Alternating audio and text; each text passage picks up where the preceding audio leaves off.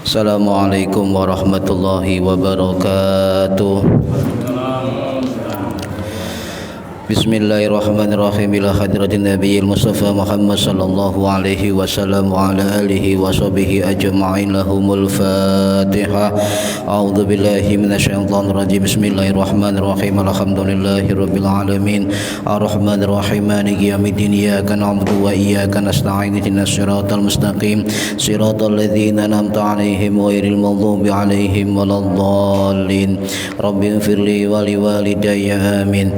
Hadiyatan minna ila arwahi masyayikhina wa li mu'allimina wa li murabbi ruhina wa liman ajazana wa li ulamaina wa li mursyidina wa li muassis nahdlatul ulama ajma'in wa masyayikhina fil mahaddarul ulum Jombang, khususon ila musannif kitab Bulughul Maram Al-Imam Al-Hafidh Imam Ibnu Hajar Al-Asqalani Asy-Syafi'i rahimahullah wa usulihim wa furahim wa aswajihim wa dzurriyyatihim wa ahli silsilatihim wa muridihim wa muhibbihim wa jama'iyatihim radhiyallahu anhum syaulillahi lana wa lahumul Fatihah. A'udzu billahi minasyaitonir rajim. Bismillahirrahmanirrahim. Alhamdulillahi rabbil alamin. Arrahmanir rahim. Maliki yaumiddin. Iyyaka na'budu wa iyyaka nasta'in. Ihdinas siratal mustaqim. Siratal ladzina an'amta 'alaihim ghairil maghdubi 'alaihim waladdallin. Rabbighfirli wa liwalidayya amin. Tsumma ila abaina wa ummahatina wa jaddatina wa jaddatina wa ila ruhi man fataha hadhil qaryah wa man aqamaha wa li jami'il muslimina wal muslimat wal mu'minina wal mu'minat al ahya'i minhum wal amwat ghafarahumullah lahumul Fatihah. A'udzu billahi minasyaitonir rajim. Bismillahirrahmanirrahim. Alhamdulillahi rabbil alamin. Arrahmanir rahim. Maliki yaumiddin. Iyyaka na'budu wa iyyaka nasta'in. Ihdinas siratal mustaqim. Siratal ladzina an'amta 'alaihim ghairil maghdubi 'alaihim waladdallin. Rabbighfirli wa liwalidayya amin.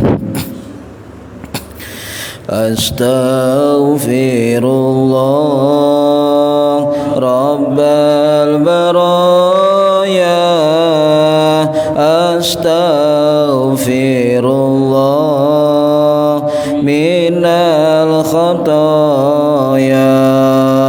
Rabbi zidni ilman nafi'an wa wafiqni amalan salihah.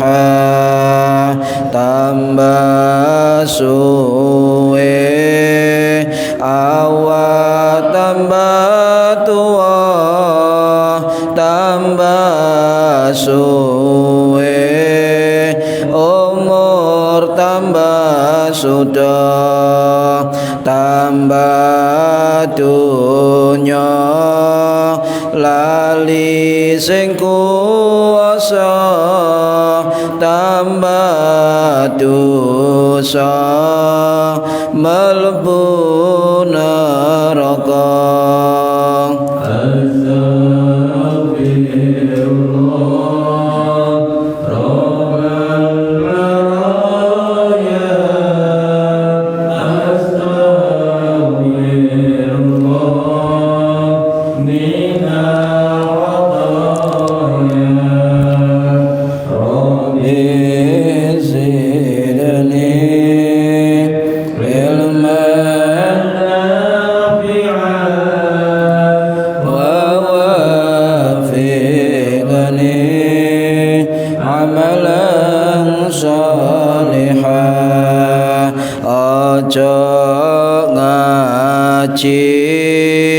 Semaya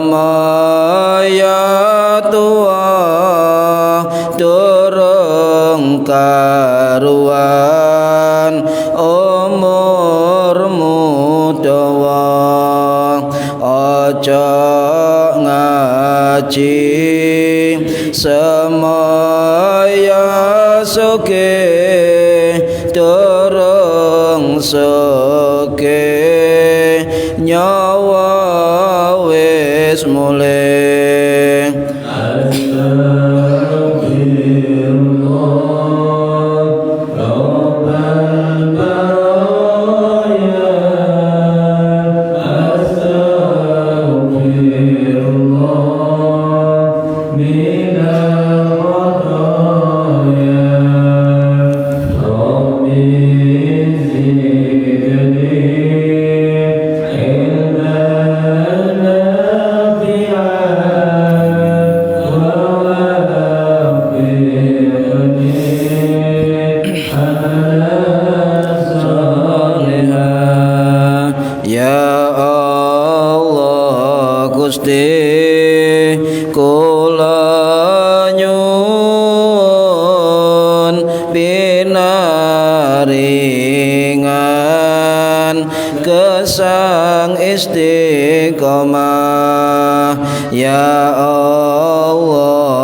Gusti kula nyuwun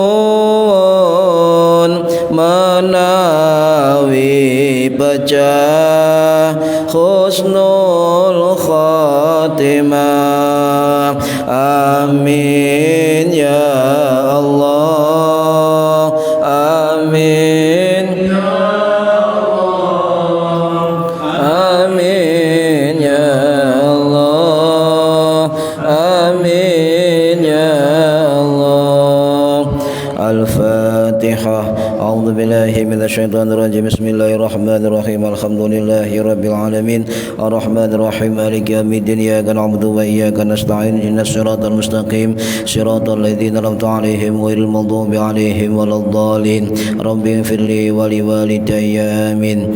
A'udzu billahi minasyaitonir rajim. Bismillahirrahmanirrahim. Alhamdulillahi rabbil alamin. Allahumma shalli wa sallim wa barik ala sayyidina Muhammadin wa ala alihi wa sahbihi ajma'in. Wa la hawla wa la quwwata illa billahil aliyyil azim. Amma ba'du.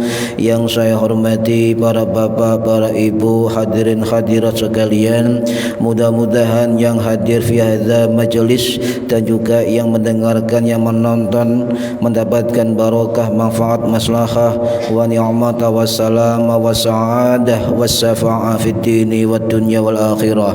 Amin ya rabbal alamin. Mari yang belum niat diniati mencari ilmu, golek ilmu lillahi ta'ala. Bismillahirrahmanirrahim. Hadis nomor kali, hadis nomor 2. Bismillahirrahmanirrahim. Wa an Abi Sa'idin Al-Khudri, diceritakan saking sahabat Abi Sa'id Al-Khudri radhiya, muga-muga ngridani sapa Allah Gusti Allah anhu marang sahabat Sa'id Al-Khudri.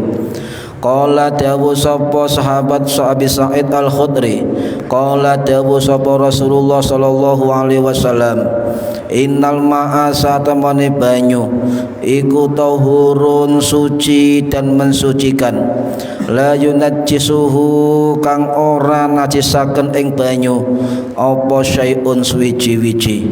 Sesungguhnya air itu suci dan mensucikan, tidak bisa menyebabkan najis apapun, ya. Akhrajahu ngetokaken ing hadis sapa as-salasatu imam telu. Nggih menika Imam Abu Dawud, Imam Tirmizi, Imam Nasa'i rahimahumullah. Wa sahahahu lan milang sahih sapa Ahmadu, Imam Ahmad, Imam Hambali. Wa an Abi Umamah Al-Bahili lan ceritakan saking sahabat Abi Umamah Al-Bahili radhiyallahu anhu.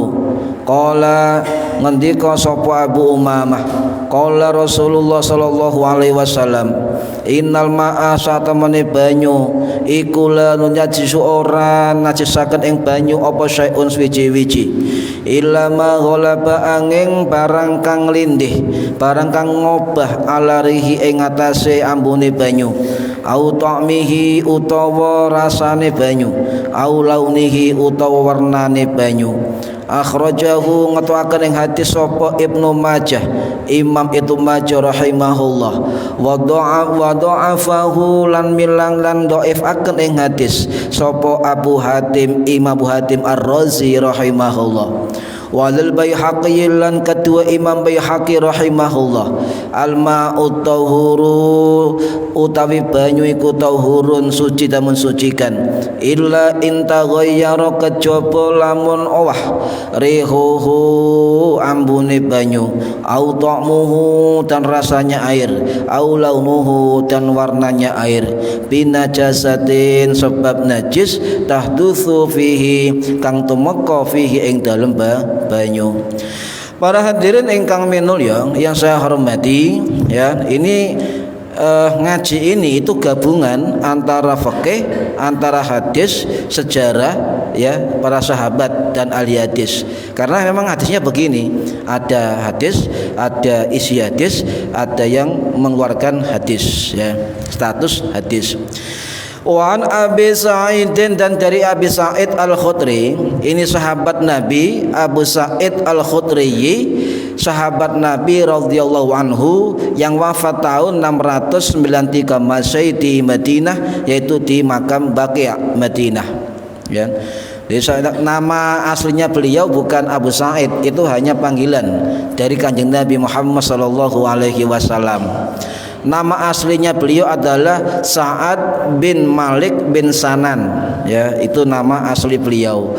Dan beliau adalah salah satu sahabat yang merawikan hadis nomor 7 terbanyak dari ratusan sahabat. Sebanyak kurang lebih kalau nggak salah beliau mengeluarkan hadis dari Nabi 1170 hadis. Hafal semua. Ya, kita satu tidak hafal. Iku apale innama a'malu binniyat. Apale iku tok, apale wae posoan tok binniyat, ya.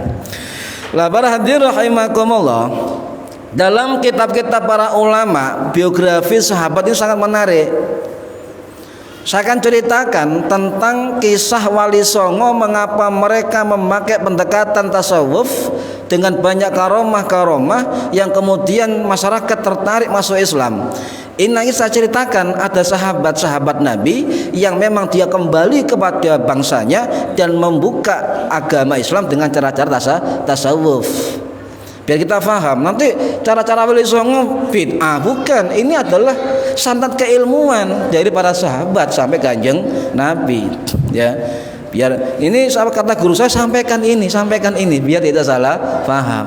Nah, nanti para hadirin rahimakumullah, beliau adalah Abu Sa'id adalah salah satu sahabat Sayyidina Ali bin Abi Thalib karamallahu wajhah dari suku Auf, ya. Ibnu Katsir rahimahullah dalam kitab tafsir Ibnu Katsir yang wafat tahun 1273 Masehi, 1372 Masehi di Damaskus, beliau mengatakan bahwa sahabat Abu Sa'id Al-Khudri ini pertama kali ikut perang pada perang Khandaq. Perang Khandaq yang terjadi pada tanggal 7 Maret 627 Masehi.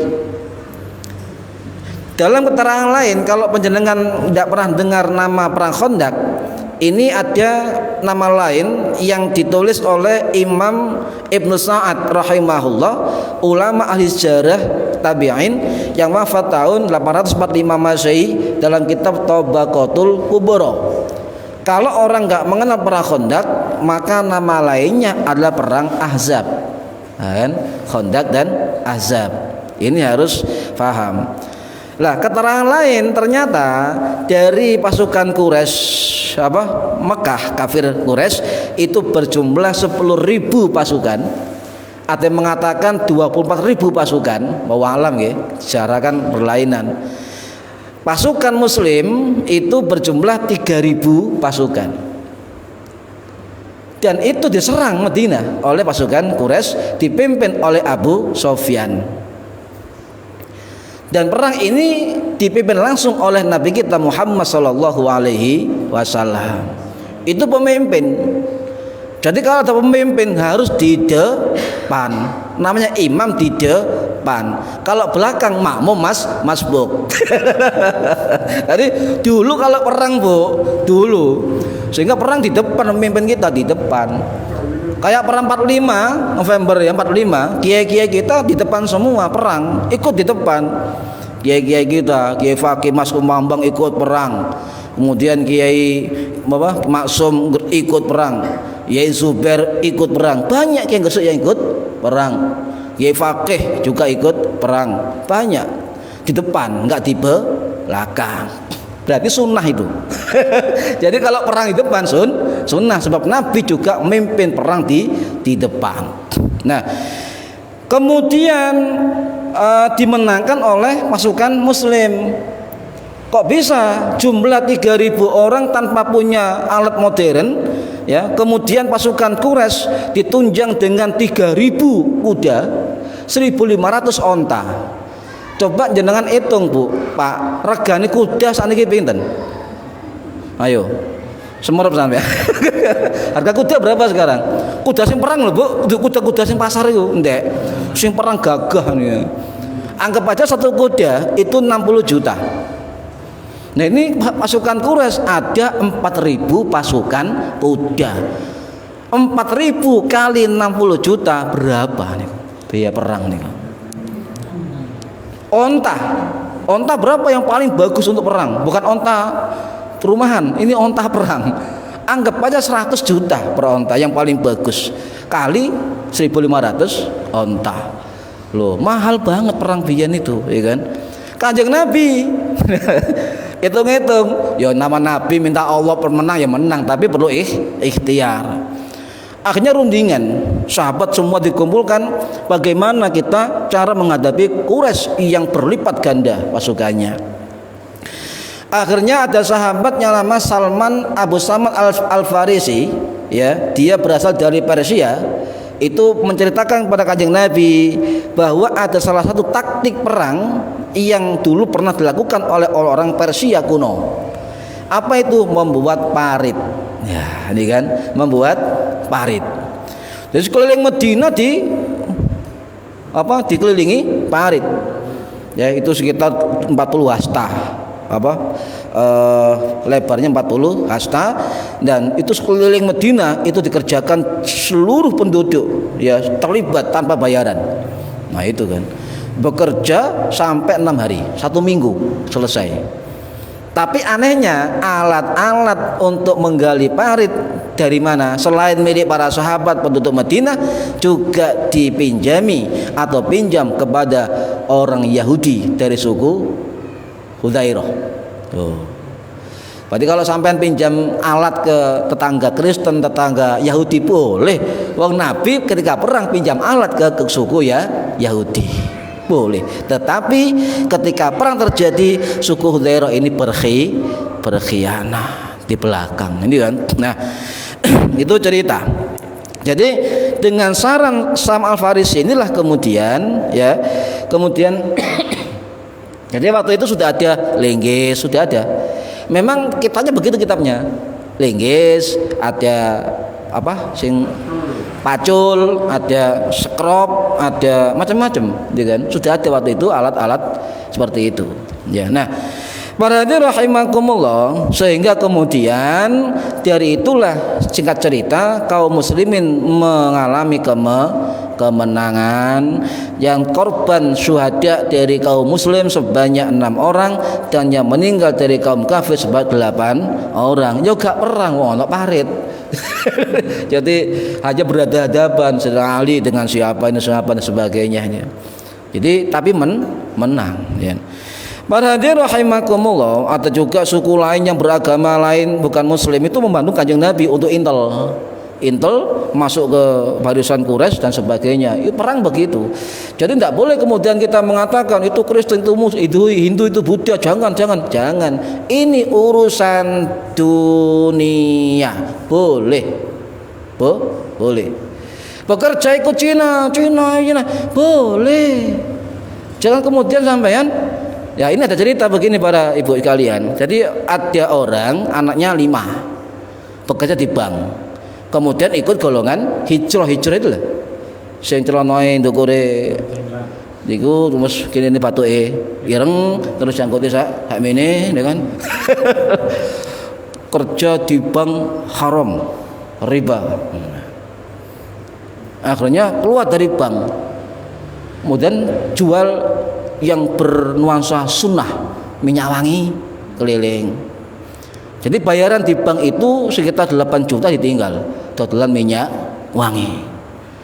Keliling-keliling minyak wangi, akhirnya nggak payu akhirnya nggak dapat uang. Istrinya ngomel, hijrah, pangan hijrah itu kan ya. Jadi ayo kita kembali pada hukum-hukum bahwa ini riba gak riba, kembali kepada pendapat para ulama, terutama Majelis Ulama Indonesia. Ayo, ada banyak khilaf di dalam hukum bunga bank. Ya. Para hadirin rahimakumullah, jadi itu jangan kemudian terlalu mensunahkan diri, jangan kemudian terlalu mengijrahkan diri, kemudian hilang dari anggapan asumsi yang salah bahwa yang berhubungan dengan di luar muslim atau sunnah itu barang yang jelek atau buruk. Tidak, ya. Para hadirin rahimakumullah, akhirnya apa? Akhirnya Abu Sa'id Al-Khudri ini ya itu ikut perang zaman itu, dan kemudian beliau menjadi salah satu ulamanya para sahabat. Mengapa para ulama kita ketika alim alama dalam ilmunya dan sebagainya, tapi tetap tawadhu? Sebab guru-guru kita mungkin saja itu tabarukan dengan sahabat Abu Sa'id Al-Khudri. Sebab beliau dalam biografinya terkenal alim alama, hafal Quran, ahli fikih, ahli hadis, ya, ahli majelis ilmu, tetapi di dalam sehariannya dia tidak mau menjadi alim, tapi dianggap orang biasa. Lu ono sanate. Jadi ulama kita Al-Fakir Ilallah Mbah Hasyim Asy'ari, dalam kitab-kitab beliau, saya pernah masuk ke perpustakaan Mbah Hasyim Asy'ari di pondok dulu, itu setiap buku beliau tulis Al-Fakir Ilallah. Padahal Mbah Hasyim alim alama al-muhaddis kan ya, ditulis Al-Fakir Ilallah, yang butuh banget kepada Allah. Di atas sanadnya sahabat Abu Sa'id Al-Khudri. Jadi dia tawadhu biasa, tidak menonjolkan diri dan sebagainya. Ya, ini semua ada.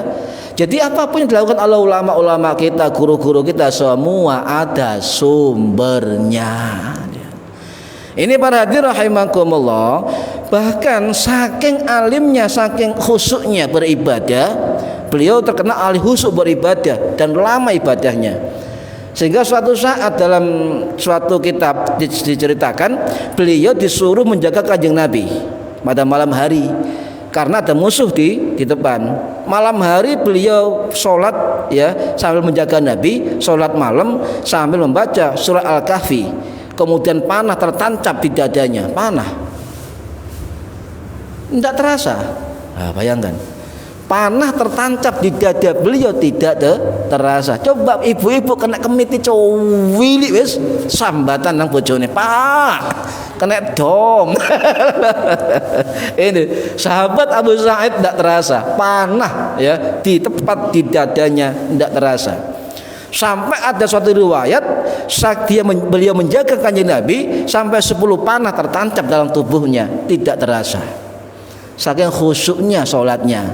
Kita ya jangankan panah yang kena, ya ada kodok lewat tahu gak? Kodok ada nyamuk tahu, itu gak khusyuk itu. Itu begitu para hadirin. Jadi betul. Jadi ketika orang sudah mengalami titik hubungan yang paripurna dengan Allah, itu akan tidak merasa apa-apa. Hanya Allah yang ada di dalam dirinya dan hanya Allah tujuan hidupnya. Nah, kalau belajar tasawuf ini ceru ini dalam sekali, khawatir salah paham. Nanti ada teori al-ittihad, teori wahdatul wujud, teori apa macam-macam, ya kan? Manunggaling kawula lan Gusti, macam-macam. Janganlah, kalau kita kurang syariatnya, jangan sekali-kali kita masuk belajar ilmu seperti itu. Walaupun nggak salah bagi orang-orang yang memang sudah makomnya dia belajar seperti itu. Para hadirin rahimakumullah, ya. Kemudian ada salah satu hadis yang masyhur dari beliau, dari 1170 hadis, ya. Ada salah satu hadis yang masyhur dari beliau. Itu ada dalam kitab Al-Mu'jamul Awsat karangannya Imam Tabarani rahimahullah yang wafat tahun 91 Masehi, ya. Apa bunyinya? Saya senang hadis ini. Kenapa? Innal mayyita ya'rifu man yaghsiluhu, ya, man yughsiluhu wa yahmiluhu, ya, wa yakfinuhu wa yudallihi fil hafi khufratih. Apa artinya? Sesungguhnya mayat itu mengetahui siapa yang memandikannya, siapa yang menggotongnya, siapa yang mengkafaninya, dan siapa yang memasukkan dirinya ke liang lahat. Ini mayatnya tahu. Hadis sahih. Nah, ini masyhur di sini. Jadi makanya mengapa para ulama kita dalam urusan jenazah sing hati sebab mayat tahu tentang apa yang dilihat dalam proses perawatan jenazah. Nah, para hadirin rahimakumullah, an Abi Sa'id Al-Khudri radhiyallahu anhu. Nah, ini mumpung ingat kata-kata radhiyallahu anhu, ya. Kenapa jenengan ada ulama yang bukan sahabat kok ke belakangnya ditambahi radhiyallahu anhu? Seperti Nyun Sewu Hadratus Syekh Haji Asrori, ya. Kemudian Yai Usman dan sebagainya, Yai Hamid dan sebagainya, belakangnya ada radhiyallahu an. Sunan Giri radhiyallahu anhu, ya. Mali Ibrahim radhiyallahu anhu bukan sahabat, apakah boleh? Ini harus diceritakan. Ya. Nah, radhiyallahu anhu itu adalah kalimat taradhi, ya, kalimat taradhi. Radhiyallahu anhu, semoga Allah meridhoinya. Ya, ini artinya semoga Allah meridhoinya. Radhiyallahu anhu. Nah, ada beberapa keterangan para ulama yang terutama di dalam mazhab Ahlussunnah wal Jamaah, khusus lagi mazhab Syafi'i. Salah satunya adalah keterangan Sayyid Zainuddin bin Muhammad bin Hasan Al-Idrus Ba'alawi dalam kitab Al-Iftihamul Anam bi Ahkamis Siyam. Juga ada dalam kitab Fatawa Ramadan karangannya Sayyid Abdullah bin Mahfud Ba'alawi Al-Husaini, ya, beliau mengatakan kalau orang ketika mendengar atau mencatat atau membaca nama-nama ulama-ulama, juga sahabat, syekh, alim alama, orang yang soleh dan sebagainya, maka beliau mengatakan wa huwa fi'lun hasanun, dan itu adalah perbuatan yang baik, ya, perbuatan yang baik. Walaisa bid'atan dhalalatan, dan itu bukan termasuk bid'ah dhalalah, termasuk bid'ah hasanah yang baik, ya. Wala annahu sunnatun, dan itu bukan sunnah. Jadi itu bukan sunnah. Jadi perbuatan baik bukan bid'ah dhalalah dan bukan sunnah. Tetapi beliau menambahkan faman fa'alahu faqad ahsan. Barang siapa yang melakukannya maka itu bagus. Faman tarakahu fala itsma alaih. Barang siapa meninggalkannya tidak ada dosa baginya. Mataradhi anis sahabah, dan mengucapkan kalimat taradhi kepada sahabat, ya, itu doaun, itu termasuk doa yusabu alaih, yang pahalanya akan sampai kepadanya. Ini keterangan. Jadi radhiyallahu anhu atau kalimat tarahum. Jadi kalau taradhi radhiyallahu anhu, kalau tarahum itu rahimahullah atau rahimatullah alaih, ya, atau Allahu yarhamuh, ya, itu kalimat tarahum, ya, mendoakan rahmat kepada seseorang. Jadi kalimat taradhi, kalimat tarahum tadi itu adalah termasuk doa. Radhiyallahu anhu, mudah-mudahan Allah meridhoinya. Lo doa kan? Ya. Nah, kenapa? Sebab itu doa sangat dianjurkan, bahkan sunnah Kanjeng Nabi Muhammad sallallahu alaihi wasallam. Apalagi mendoakan orang tanpa diketahui oleh orang yang didoakan, itu mustajabah. Da'watul mar'il muslimi, doanya seorang muslim, ya, li akhihi, kepada saudaranya, bidzahril ghaibi, yang tidak ketahui keberadaannya, enggak ngerti didoakan, ya kan? Itu mustajabatun, mustajab, terkabul, ya, terkabul. Ainda rasihi malakun muwakkilun da'a li akhihi bi khairin. ketika ada orang mendoakan saudaranya, maka malaikat akan singgah di atas kepalanya, inda rasi, malakun muwakkilun, malaikat yang bernama muwakil. Ya, malaikat bernama muwakil. Yo, kita nggak tahu, Bu. Nggak tahu lah. Wah, ini Melayu sampai. Kita nggak tahu, ya, nggak tahu, ya. Jadi ada orang mendoakan baik kepada saudaranya, maka apa? Ainda rasihi malakun muwakkilun, maka di atas kepalanya itu akan ada namanya malaikat muwakkil. Apa?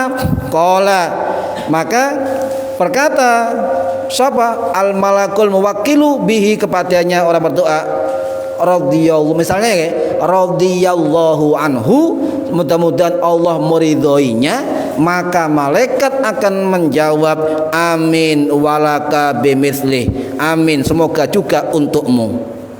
Loh, makanya guru-guru kita, ulama-ulama NU itu biasa ke, ya, Mbak Yai rahimahullah radhiyallahu anhu, itu biasa, sebab ini bagian dari doa, ya, bagian dari doa mustajab. Ini hadis sahih riwayat Imam Muslim, ya, Imam Muslim. Ini jarang diceritakan, ya.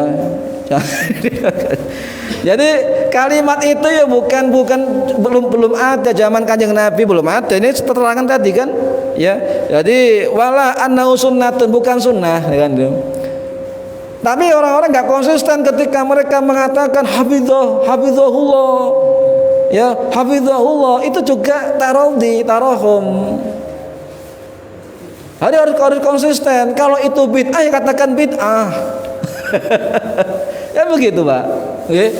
Makanya kita yakin dengan guru-guru kita sampai sanad keilmuan sampai Rasulullah, insya Allah kok semua ada sanad ilmunya, cuma kita belum sampai kepada informasi yang sebenarnya, ya. Ini para hadirin rahimakumullah. Jadi jumhur ulama mengatakan kalimat taradhi radhiyallahu anhu itu tidak dibatasi penggunaannya. Bisa untuk sahabat Nabi, bisa untuk ulama tabi'in, ulama tabi'ut tabi'in, ulama mutaakhirin, sampai para orang-orang soleh, orang baik, boleh dikatakan radhiyallahu anhu. Jadi kalau ada orang mengatakan kayak Haji Asrori Al-Saki radhiyallahu anhu, boleh. Ini yang mengatakan adalah termasuk Imam Nawawi As-Syafi'i rahimahullah, yang wafat tahun 1277 Masehi di Suriah. Dalam kitab Al-Majmu' beliau mengatakan yustahabbut taradhi, disunahkan membaca taradhi wa tarahum, dan kalimat tarahum rahimahullah ala sahabati, kepada sahabat, wa tabi'in, ulama tabi'in, wa man faman ba'dahum, dan orang setelah mereka, minal ulama'i wal ubad, dari ulama dan orang-orang yang ahli ibadah, wasail akhyar, dan orang-orang pilihan. Loh, ya, boleh. Wayuqalu, ya, wayuqalu, maka dikatakan radhiyallahu anhu, boleh. Au rahmatullahu alaih, boleh. Au rahimahullah, boleh. Wa nahwi dzalik, atau sejenisnya itu boleh.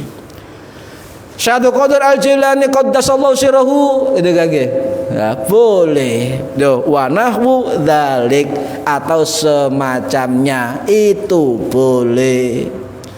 Saya katakan misalnya ya, Syiah rahimahullah, loh kok rahimahullah, loh kan tarahum, mudah-mudahan dia mendapat rahmatnya Gusti Allah, boleh. Ini pendapat Imam Nawawi Asy-Syafi'i rahimahullah. Berarti ini nggih. Loh, itu ulama-ulama abad 11 12 ada, ulama abad 15. Ibnu Hajar Al-Asqalani pengarang kitab Bulughul Maram itu juga mengatakan dalam kitab lainnya. Juga ada dalam pendapat Imam Ibnu Hajar Al-Haytami Asy-Syafi'i dalam kitab Tuhfatul Muhtaj, beliau mengatakan ya wa yusannu taradhi wa tarahum, disunahkan, loh tambah tegas, ya, disunahkan wa yusannu taradhi wa tarahum, disunahkan membaca radhiyallahu an dan membaca rahimahullah terus sejenisnya ala kulli khairin kepada orang-orang yang baik. Wala ghaira sahabiyin, tidak hanya kepada para sahabat. Jelas ya Bu? Jelas. Yang tahlil misalnya tahlil sumaila abaina wa inna ghafarahumullah boleh.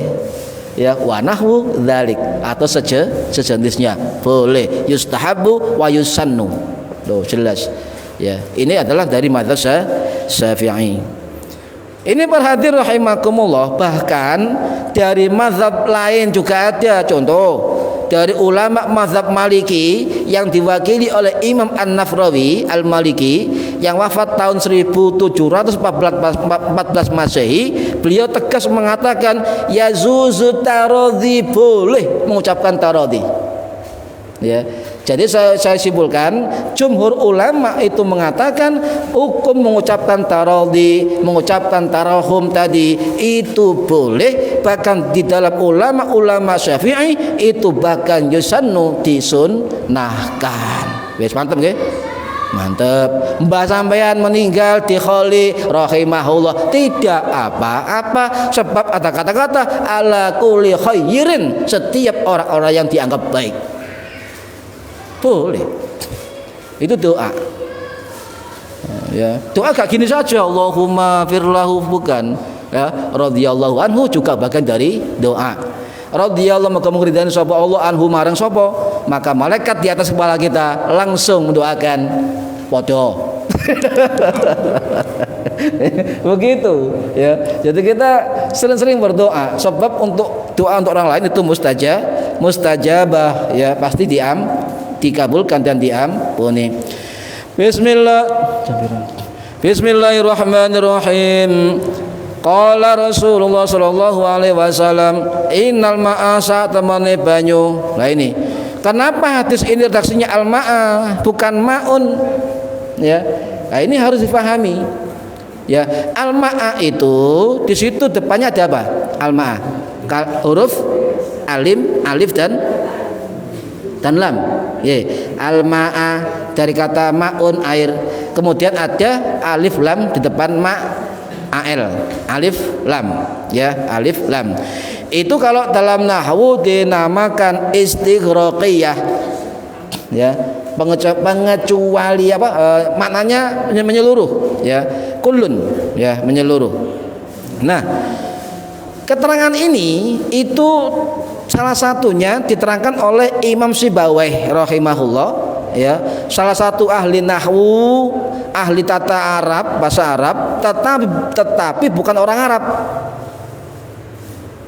Ulama, salah satu penemu dari ilmu nahwu, ya, ahli bahasa Arab, ya, Imam Sibawayh, tapi bukan orang Arab, orang Persia. Persia itu bukan Arab, Persia itu Irak, Iran, ya, itu Persia, bukan Arab. Ya, bahasanya bahasa Arab, cuma bukan Arab. Apa? Bukan Arab. Nah, beliau salah satu murid Sibawayh, itu beliau salah satu murid utama dari Imam Al-Khalil Al-Farahidi, ulama penemu dari ilmu nahwu. Ya, jadi penemu ilmu nahwu Imam Al-Khalil bin Ahmad Al-Farahidi rahimahullah itu wafat pada tahun 791 Masehi di Basrah, Irak. Beliau ahli ilmu nahwu, ahli bahasa Arab, ahli syair Arab, ya. Dan yang aneh dari beliau, dan ilmunya beliau digunakan seluruh dunia sampai sekarang, ya, ilmu nahwu. Beliau selalu memainkan alat musiknya untuk menyusun saja indahnya. Ini harus paham sampai. Ulama ahli nahwu, penemu ilmu nahwu, ya, Al-Khalil bin Ahmad Al-Farahidi, ya, itu penyusun saja Arab. Dia memainkan musiknya untuk menyusun saja Arab. Kalau tangleti ulama sebesar beliau main musik. Ayo main musik. Ini pada tahun 700-an Masehi, Loh sekarang kok dibahas lagi musik haram.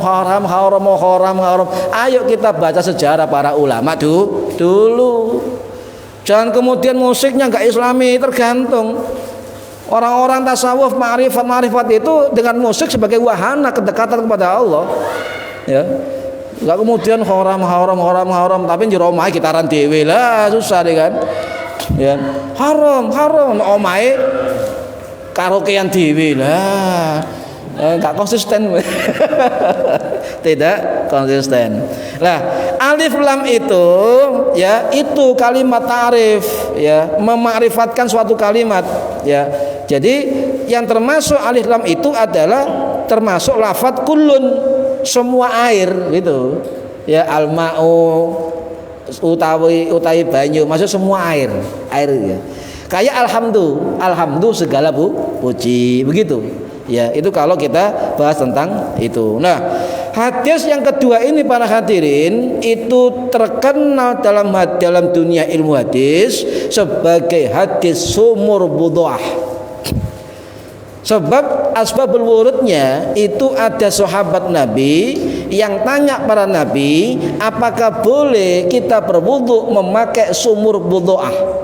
Itu dekat dengan Masjid Nabawi dulu. Nah, ini kalau budhah ini kenapa? Sebab sumur budhah ini itu ada dataran rendah, Pak. Dataran rendah. Ketika hujan, air mengalir ke situ. Ya kotoran apapun mengalir ke situ. Bahkan yang saya ibu, hadisnya ngeten ya. Ana tawaddu min bi'ri bid'ah ya Rasulullah. Apakah kami boleh wudu memakai air bid'ah, sumur bid'ah? Ya. Kenapa? Dengan wahiyya bi'ru yudharahu fiha al-haidhi. Di situ pembuangan pembalut. Nah, ini memang bahasa begitu. Sumur itu buat apa? Pembuangan pembalut dan sebagainya. Apa kata Nabi? Al-ma'u, baru masuk hadis kan? Al-ma'u tahurun. Nah, dan seterusnya. Lah, kalau kita belajar hadis ini tanpa hadis yang lain akan sangat sulit. Akhirnya memahami skala air itu suci. Loh, jangan dulu. Harus ada hadis lain yang menguatkan atau keterangan hadis ini. Apakah setiap air itu suci? Ya, ada najis masuk tadi kan? Apa suci? Jangan dulu. Makanya belajar hadis itu harus komprehensif, luas ya. Nah, para hadirin rahimakumullah, jadi sumur bid'ah. Dan dalam kitab Tarikhul Madinatul Munawwarah karangannya Syekh Abdul Ghani itu dikatakan Nabi itu kadang-kadang berwudu di sumur bid'ah. Dan keterangan dari ahli syarah yang lain ya, bahwa sumur itu ketika pemekaran Masjid Nabawi itu dihancurkan atau ditimbun sehingga sekarang enggak ada bekasnya sumur bid'ah, enggak ada. Ini sejarah, jadi harus dipahami. Nah, kalau ulama hadis yang lain sumur bid'ah, hadis ini namanya hadis bid'ah itu loh. Sumur bid'ah. Ya, yang tanya siapa? Yang tanya kepada Rasulullah itu adalah bapaknya Abu Sa'id Al-Khudri. Ya. Imam Tirmidzi mengatakan sumur itu ya, itu namanya bid'ah atau bud'ah, itu nama pemiliknya. Tetapi Imam Suyuti ya dalam kitab yang lain mengatakan itu bukan nama pemilik, nama suku. Nah, macam-macam ya. Sejarah seperti itu, macam-macam ya. Nama sumur, nama suku dan sebagainya. Ini para hadirin rahimakumullah, paham nggih? Jadi sejarah itu harus paham. Ini terus mboten niki. Terus. Nah, kemudian akhrajahu salasa, dikeluarkan hadis ini oleh imam tiga. Sinten kalau kita ke pendahuluan Bulughul Maram itu ada tiga salasah ya, Imam Abu Dawud, Imam Tirmidzi, Imam An-Nasa'i ya. Wasohahu dan disahihkan oleh wasohahu dan disahihkan hadis itu oleh Ahmadu, Imam Ahmad atau Imam Hambali. Lah, hadis ini itu dalam Bulughul Maram sumber riwayatnya Abu Sa'id Al-Khudri. Tapi dalam hadis yang kitab lain ada juga hampir sama riwayat sahabat Ibnu Abbas radhiyallahu anhu. Ya, ada juga riwayat Ibnu Umar dan sebagainya. Cuma Kitabul Maram itu mengambil riwayat dari Abi Sa'id Al-Khudri. Hampir sama. Nah, para hadirin rahimakumullah, ya itu tentang hadis ya. Jadi kita harus memahami bahwa sumur itu bid'ah itu masyhur dalam kitab-kitab yang lain. Bahkan cerita sumur bid'ah itu pernah termaktub secara detail dalam kitab Al-Mu'jamul Buldan. Ya. Al-Mu'jamul Buldan karangannya Syekh Yaqut Al-Hamawi, seorang ulama tabi'ut tabi'in yang ahli geografi, ahli etnografi, ahli oseografi, ahli sejarah, ahli tanah, ahli angin, wah macam-macam. Wala biyen gak usah kalkulator, Bu. Terpinter wisan. Jadi bintang itu pakai hitungan sendiri. Dan rata-rata hitungannya berasal dari rahasia Al-Qur'an. Makanya rata-rata penemu-penemu kita zaman dulu itu rata-rata penghafal Al-Qur'an. Penemu angka nol nggih. Niku orang Islam. Akhirnya merubah peradaban teknologi dunia. Siapa? Al-Khawarizmi. Kemudian sampean kalau dulu sekolah ada pelajaran algoritma. Nah, itu adalah Imam Al-Khawarizmi. Nah, ngoten. Al-Jabbar, kan? Matematika Al-Jabbar, ahli matematika, penemu pembagian, pengurangan loh. Orang Islam semua niku. Ya. Para hadirin rahimakumullah. Kemudian la yunajjisuhu syai'un, ini bersifat umum ya, itu ada isim nakirah di dalamnya ya, enggak usah saya bahas nahwunya. Dan air itu dikatakan tohurun yang bermakna tohir, mutahhirun, suci dan mensucikan. Sebab pengertian la yunajjisuhu syai'un itu bermakna mencakup segala hal ya, mencakup segala hal. Kemudian wan Abi Umamah Al-Bahili, dari sahabat Abu Umamah Al-Bahili radhiyallahu anhu. Nah ini kalau dapat saya ceritakan sedikit ya. Ini sahabat yang luar biasa. Ya, saya janjikan tadi ketika ada orang diutus Nabi untuk dakwah di daerah kampungnya itu menggunakan tasawuf, karomah yang luar biasa. Para sahabat sudah menggunakan itu. Ya. Jadi Wali Songo itu kalau berdakwah pakai karomah itu sudah ada zaman Nabi, zaman sahabat Nabi. Salah satunya adalah Abu Umamah Al-Bahili radhiyallahu anhu yang wafat tahun 705 Masehi di Suriah. Bahkan dalam keterangan kitab lain, sahabat Abu Umamah ini sahabat Nabi yang paling terakhir wafat di Suriah. Ya.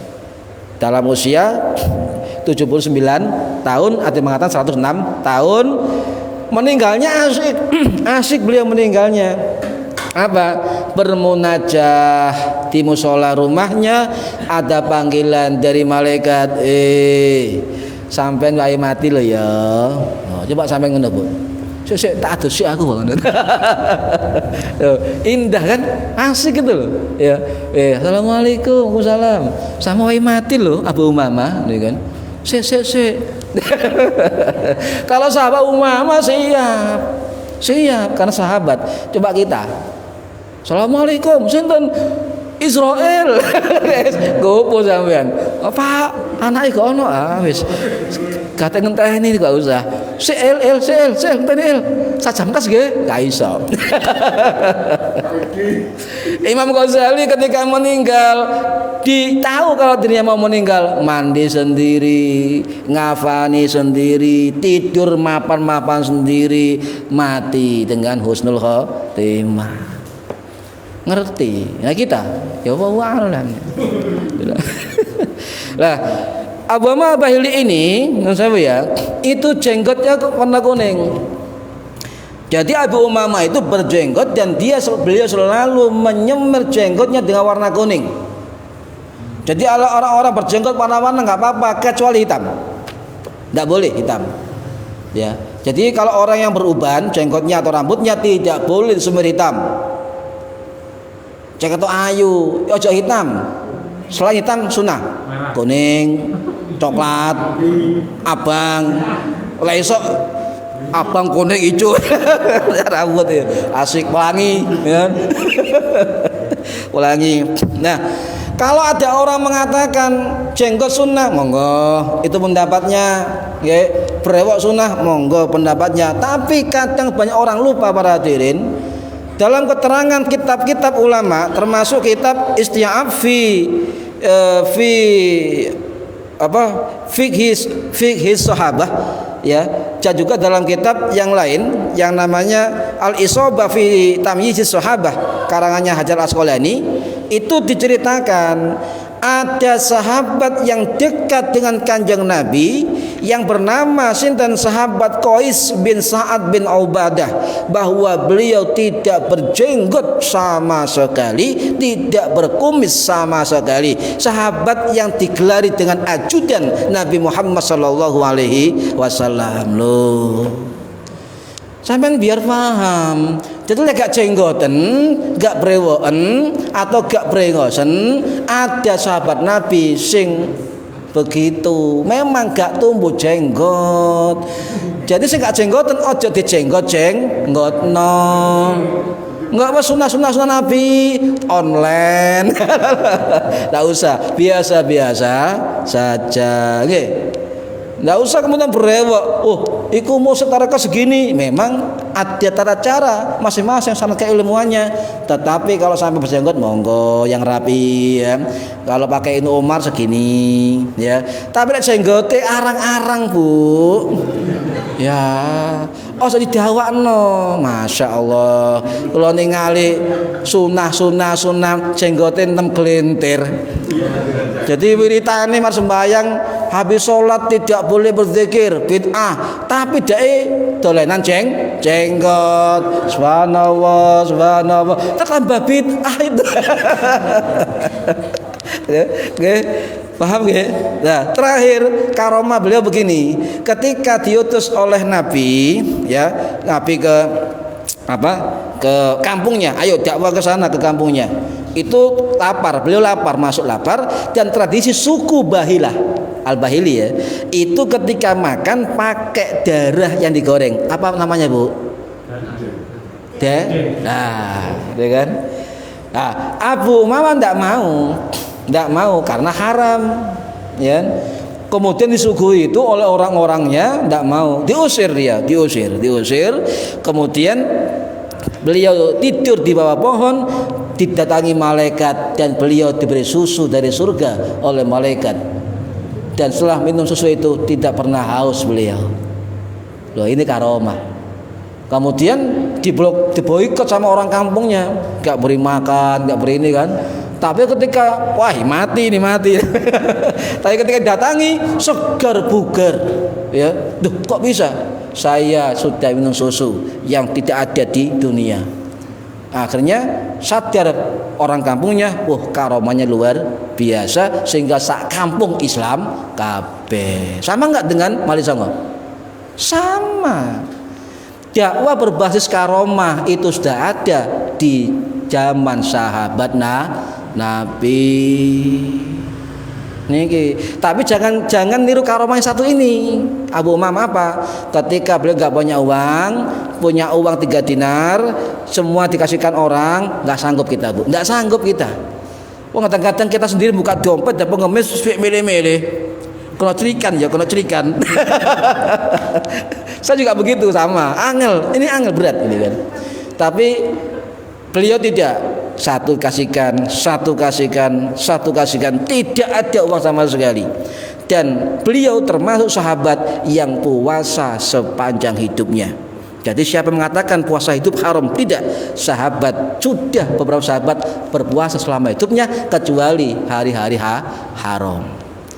Sahabat Abu Umamah puasa seumur hidup, sehingga dia pulang ke rumah, pembantunya itu pinjam ke tangga 1 dinar, kemudian taruh bawah bantal biar nggak ketahuan Abu Umamah.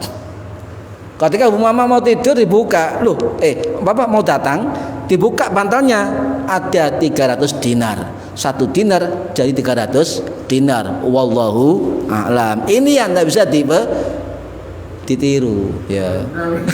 Jangan ditiru. Gus Kohar rahimahullah, jangan ditiru. Ya, mungkin juga sanad beliau sampai ke sahabat Abu Umamah Al-Bahili. Wallahu a'lam, ya. Nah, itu ya, sahabat yang puasa seumur hidupnya siapa lagi? Abu Thalha Al-Ansari, puasa seumur hidupnya kecuali hari-hari haram. Ada juga sahabat Abdullah bin Amr, puasa seluruh hidupnya kecuali hari-hari haram, ya. Kemudian juga ada Salman Al-Farisi, banyak sahabat Nabi yang ibadah puasanya seumur hidup.